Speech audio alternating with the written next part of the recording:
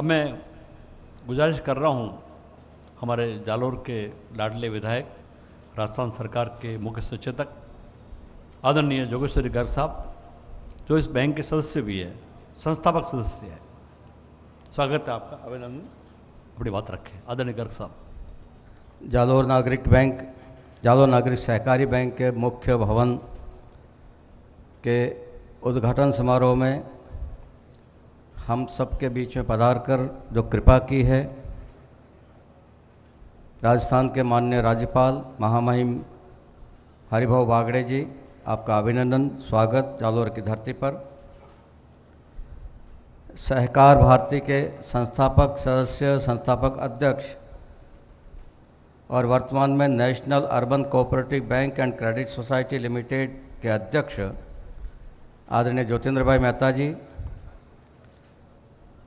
जिस national federation of urban cooperative bank and credit societies के राष्ट्रीय अध्यक्ष हैं आदरणीय लक्ष्मीदास जी, उसमें बड़े गर्व के साथ हम कह सकते हैं कि बोर्ड के एक मेंबर के रूप में हमारे मोहन जी पाराशर भी बैठते हैं।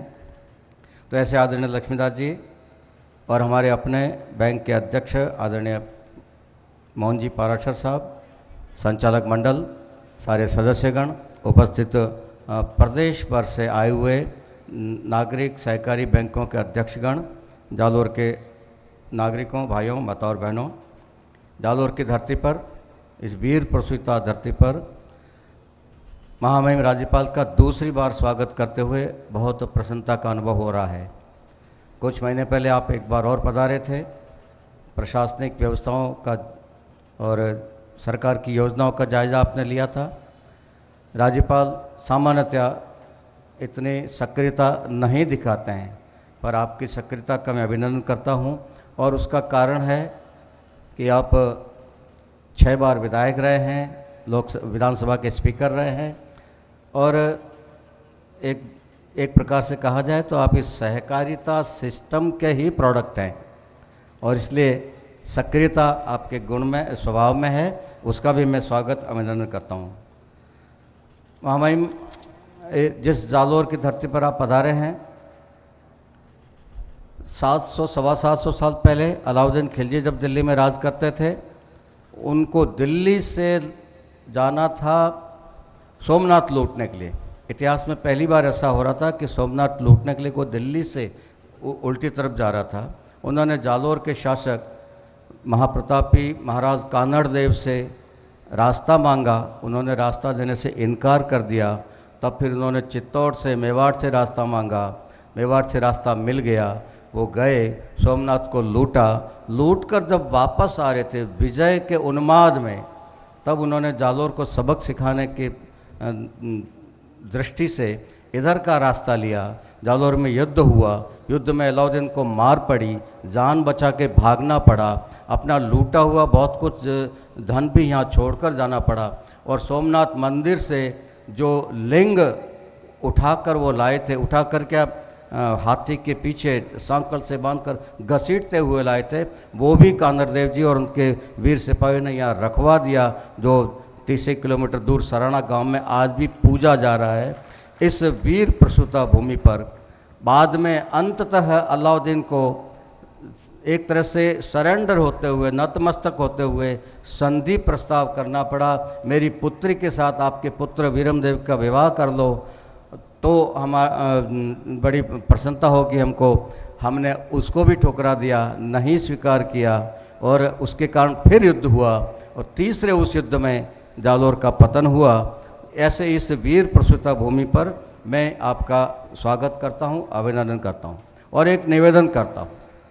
चूँकि हम उस युद्ध में हार गए, इतिहास विजेताओं का लिखा जाता है, पराजिताओं का नहीं, और उस कारण से सदियों तक हमारा इतिहास गोपनीय रह गया।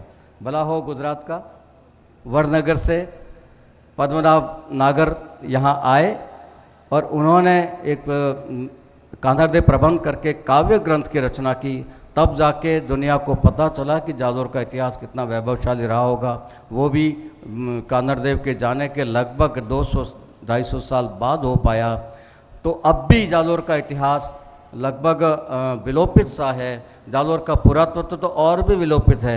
हम जालोरवासी ढूंढते रहते हैं कि जहाँ कानड़ देव रहते थे, जहाँ वीरम देव रहते थे, वो महल कहाँ है, वो सारे उन सिपाहियों के, सेनापतियों के मकान कहाँ है, कुछ पता नहीं है। मैंने पत्र लिखा है राजस्थान सरकार को, मैं आपको भी निवेदन करूँगा पत्र के माध्यम से, पुरातत्व विभाग और इतिहास दोनों मिलकर जांच करें जालोर का इतिहास और पुरातत्व के बारे में। जाबाल ऋषि यहाँ हुए हैं, उन्होंने तपस्या करी है, उसके बारे में भी पौराणिक इतिहास ढूंढ कर निकाला जाए। और जलंधर नाथ गोरक्षनाथ के समकक्ष तपस्वी योगी हुए हैं जलंधर नाथ, जिनके कारण बार बार योगी आदित्यनाथ जी यहाँ आते रहते हैं। तो उस जलंधरनाथ पीठ के बारे में भी इतिहास ढूंढकर निकाला जाए। पुरातत्व विभाग और इतिहास विभाग दोनों मिलकर ऐसा कुछ प्रोजेक्ट हाथ में ले आपके निर्देश से, तो हम जालोर वासियों को बहुत प्रसन्नता होगी। मैं जालोर नागरिक सहकारी बैंक के बारे में ज़्यादा कुछ कहना नहीं चाहता, मैं तो इसका पार्ट एंड पार्शल हूँ और गर्व से कहता हूँ कि मैं इसके मेंबर हूँ। और वहाँ मैं गर्व से इसलिए कह पा रहा हूँ कि बैंक अच्छा चल रहा है। यदि बैंक में गबन घोटाले हो रहे होते तो मैं भी यही कहता, हाँ मेंबर तो हूँ पर मुझे ज़्यादा जानकारी नहीं है। और वास्तव में मेरा कोई इन्वॉल्वमेंट भी, न बैंक की वर्किंग में मेरा कोई हस्तक्षेप है, न बैंक के चुनाव में मैं डायरेक्ट हस्तक्षेप करता हूँ। बैंक और बैंक के मेंबर्स खुद सारा निर्णय करते हैं। और मोहन जी पाराशर और अन्य जो इसके चेयरमैन रहे हैं, संस्थापक चेयरमैन हमारे बोहरा साहब, मदन राजी बोहरा साहब, उन सब ने जो परंपरा बना दी, इस बैंक में कुछ गलत नहीं होता, कुछ गड़बड़ नहीं होगा। ये हमने जो एक स्टैंडर्ड कायम रखा है, उसके कारण मैं भी गर्व से कहता हूँ कि हाँ मैं इस बैंक का सदस्य हूँ। महामहिम सहकारिता की बात चल रही है, मैं ज़्यादा नहीं जानता सहकारिता का। मेरे पिताजी ने कभी सहकारी समिति बनाई थी 1960 में, बस इससे ज़्यादा मैं नहीं जानता। आप तो नस नस जानते हैं इसकी। राजस्थान में जब भी सहकारिता की बात की जाती है तो गुजरात और महाराष्ट्र का मॉडल, जतिन भाई आपसे भी मुझे बहुत उम्मीद है इस बारे में, गुजरात और महाराष्ट्र का मॉडल सामने रखा जाता है। राजस्थान का मॉडल हमारा नकारात्मक संदर्भ में मॉडल माना जाता है। राजस्थान में सहकारी संस्था का मतलब है घोटाला करना बहुत आसान। क्षमा करें, मुझे अपने घर की पोल खोलते हुए शर्म आ रही है, लेकिन घर के मुखिया के सामने नहीं कहूँगा तो कब कहूँगा।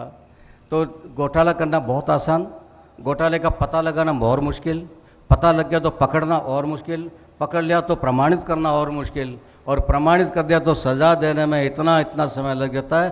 तब तक वो आराम से रिटायर होकर पेंशन लेके घर जा चुका होता है या फिर स्वर्ग सिधार चुका होता है, और उस गबन का कुछ नहीं होता, कुछ नहीं हो पाता। मुश्किल से एक गबन हमने खोला, 7 करोड़ रुपए का घोटाला एक सोसाइटी में हुआ, और वो मैं पीछे लगा, सब लोग पीछे लगे, वो हमने खोला और उसमें किसानों को न्याय मिल पाया। ऐसे ऐसे और भी बहुत सारे गबन घोटाले हुए।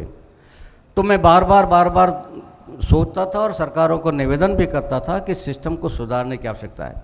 बहुत प्रसन्नता हुई उस दिन जिस दिन आदरणीय अमित भाई शाह ने सहकारिता मंत्री के रूप में कार्यभार ग्रहण किया, तो लगा कि अब सहकारिता विभाग का कुछ सुधार होगा। राजस्थान में भी हुआ है, परिवर्तन आया है। नेशनल लेवल पे जो आपने गाइडलाइंस बनाई है वो राजस्थान में लागू हुई है, उसके कारण बहुत सुधार आया है। लेकिन अब भी जितना आया है उससे ज़्यादा की गुंजाइश है, और इसलिए महामहिम आपसे मैं उम्मीद करता हूँ कुछ और इसको सख्त बनाइए। और सबसे बड़ी बात, जो सबसे बड़ी कमी मुझे जो राजस्थान गुजरात के तुलना के समय नज़र आती है, राजस्थान में सहकारिता क्षेत्र में सरकारी अधिकारियों का हस्तक्षेप बहुत ज़्यादा है।